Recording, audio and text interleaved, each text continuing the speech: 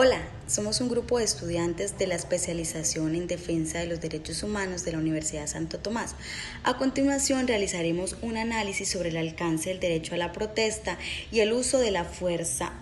específicamente en el caso del profesor y sindicalista Juan Carlos Martínez.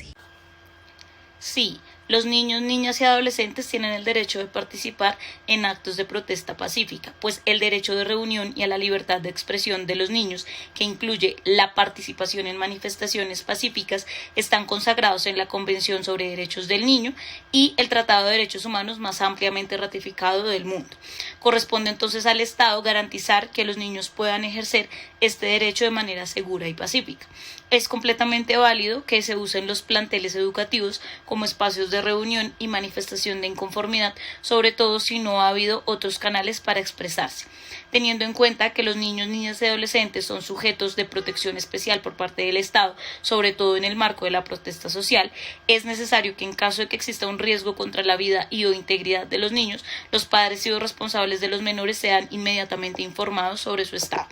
En caso de necesitarse un desalojo o disipación de la protesta, esta solo podrá efectuarse con orden previa en la que se enmarque la necesidad de proteger la vida y la integridad de los niños, niñas y adolescentes, y siempre y cuando se hayan agotado otras medidas menos lesivas como el diálogo y la negociación. Debe tenerse en cuenta entonces el uso proporcionado de la fuerza y se debe prestar atención para mitigar riesgo en poblaciones reconocidas en desventaja social para protestar.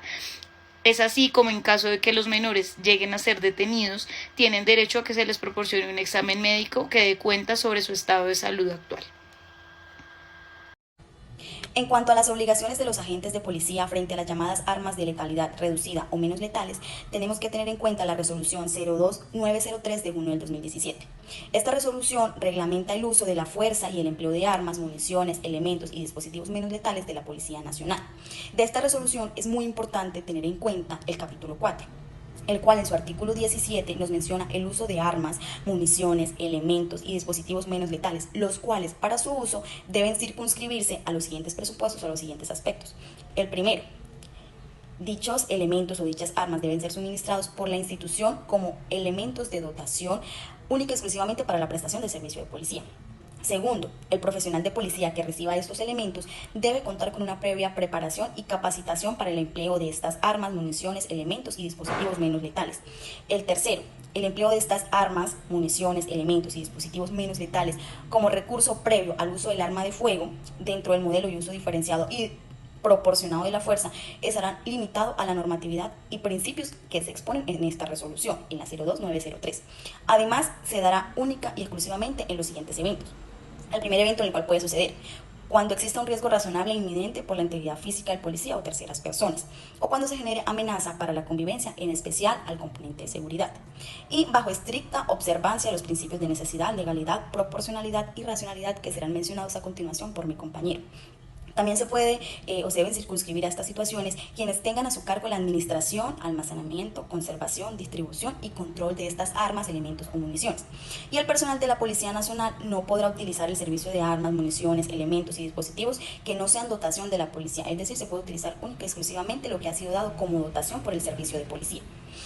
También tener en cuenta que todo funcionario de la policía al término del servicio está obligado a entregar las armas de munición, elementos y dispositivos menos letales que le hayan sido asignadas para esa labor. La única excepción es cuando se tenga autorización expresa en contrario emitido por el supervisor del componente. En la misma forma, también están obligados quienes salgan en uso de vacaciones, permisos, licencias, incapacidades, excusas de servicio y suspensión. Estas personas no podrán contar con esa arma de dotación cuando no se encuentren en servicio.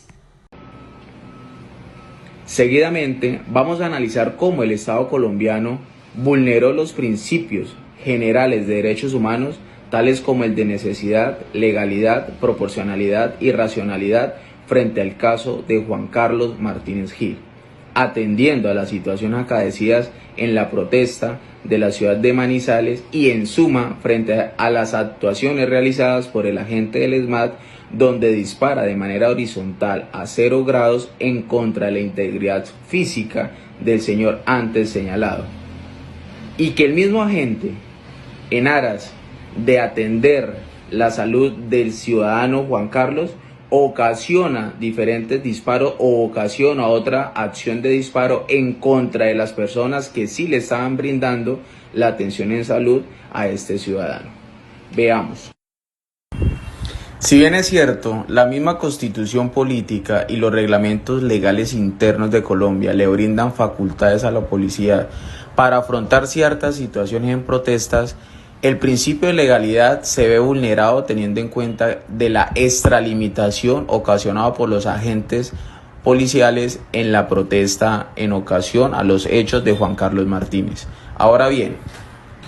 sobre el principio de necesidad, es evidente que la Policía Nacional del SMAT no utilizó los medios disuasivos pertinentes y adecuados para la salvaguarda de esta protesta o de los intereses colectivos derivados de esta protesta. Finalmente, más allá de toda duda razonable, frente al principio de proporcionalidad y racionalidad se vulneran flagrantemente, teniendo en cuenta que la Corte Interamericana de Derechos Humanos ha regulado como la moderación en el actuar de los agentes en orden de procura de minimizar los daños, vulnerando flagrantemente los derechos del particular. En el caso del profesor Juan Carlos Martínez Gil, profesor y sindicalista que participaba el 8 de junio del 2017 como dirigente sindical en una manifestación pública y pacífica realizada con autorización de la administración municipal, en la cual recibió un disparo por arma de fuego en el rostro por un miembro del escuadrón del SMAT antidisturbios de la Policía Nacional. Este disparo le genera la pérdida de la visión en el ojo izquierdo, afectaciones de deformación física permanentes y afectaciones psicológicas y físicas. Es posible que se pueda identificar la violación de derechos protegidos en la Convención Americana sobre Derechos Humanos, los cuales identificamos serían los siguientes: el derecho a la vida, el derecho a la integridad personal, el derecho a la libertad y seguridad personal, el derecho a un juicio justo, el derecho a la protección judicial y el derecho a de libertad de expresión y de asociación.